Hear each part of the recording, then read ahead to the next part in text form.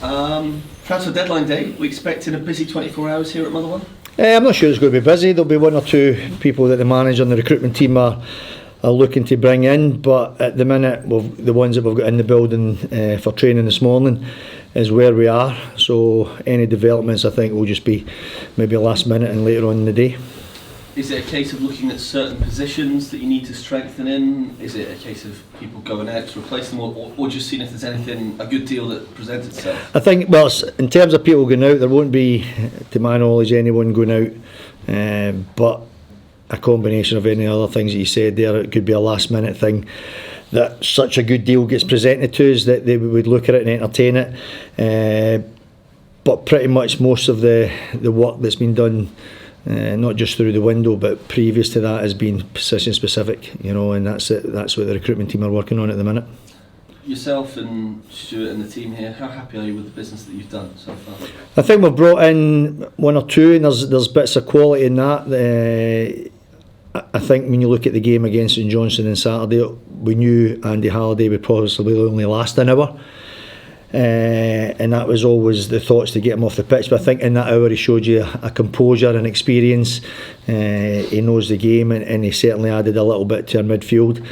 Young Callum Elliott is a New Zealand international player. He's come in and he's added to the squad.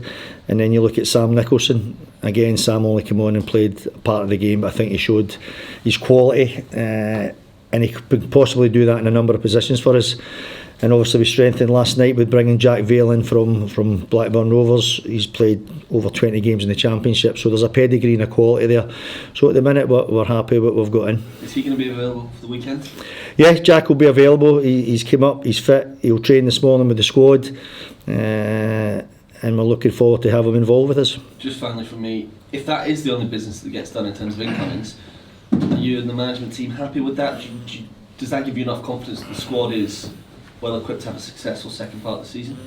Yeah, you're always worried about injuries. We're probably light in one or two areas. As I say, if that gets strengthened today, then great. But again, I firmly believe in the quality of the squad we've had. I think last week was probably the best we've played. Not in a brilliant pitch, to be fair. We're playing against us in Johnson team off a really positive result against Aberdeen, and I thought the way we played, the way we attacked the game, having went a goal down, was really pleasing, and it's something we want to take in to the second part of the season. Stephen, Adam Montgomery's way back to Celtic. Obviously that's a bit of a blow for him, for Motherwell and for Celtic, but does that free up a bit of extra cash? No, Adam's only went back to do his rehab at Celtic. He'll still be with us, and the agreement between ourselves and Celtic was that they felt it best served that Adam goes back there to do the rehab with them, and he's still registered with us, and hopefully come back rather sooner rather than later to play a part in our drive towards the end of the season. One player that does look like he is on the move is David Turnbull. Would that be something that Motherwell would get some benefit from? I think it needs to be obviously a permanent move, and I think it needs to be over a certain fee for us to benefit. I think I saw one or two things during the week about David. He's been a terrific player, and again, when you look back at what he's done when he's went to Celtic and stuff, it's a good selling point for us as an academy that you're producing players like that who's went on to do so well for his club. There's been a lot of speculation with Kevin van Veen, with Groningen apparently saying he can go out on loan. Is that something that could possibly happen, or is that out of the water? No, I'm not sure anything's out of the water. That could be one of those last minute things. As I said, the manager, in my opinion, when Kev was here, we all know what a fantastic end of the season he had. He was absolutely terrific, but I think a big part of that was his teammates, the way they played and the way they serviced him, but was also the way that the manager managed them. He was excellent. They've got a really, really good relationship, and wherever Kev goes, I'm sure he'll be an asset to whatever club he joins.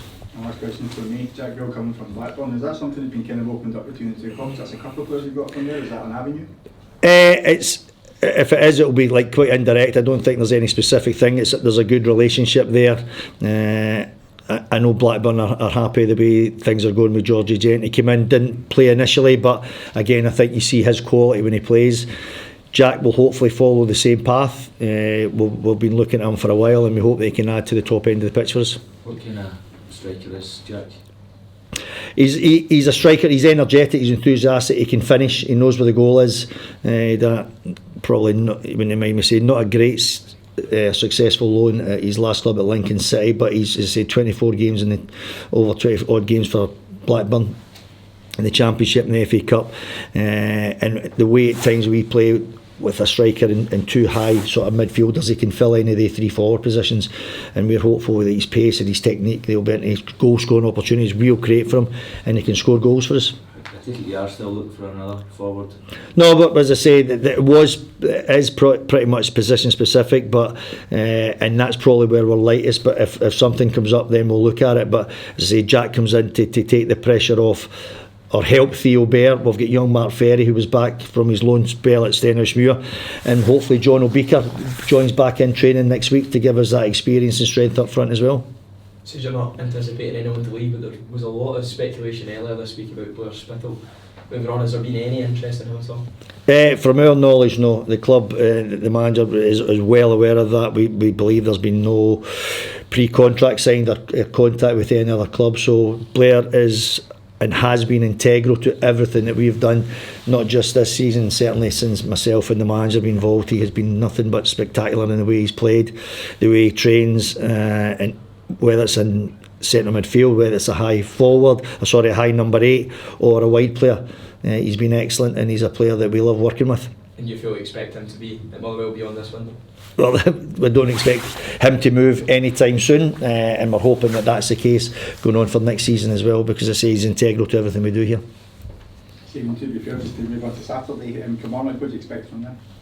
A team who are full of confidence, playing really well, and we know we've had a tough game with a poor result, probably a poor performance down there at Rugby Park, but we got a great win at the end of the game when we played them early in the season. So we know the strengths of Kilmarnock, and we know how tough a game it will be come Saturday.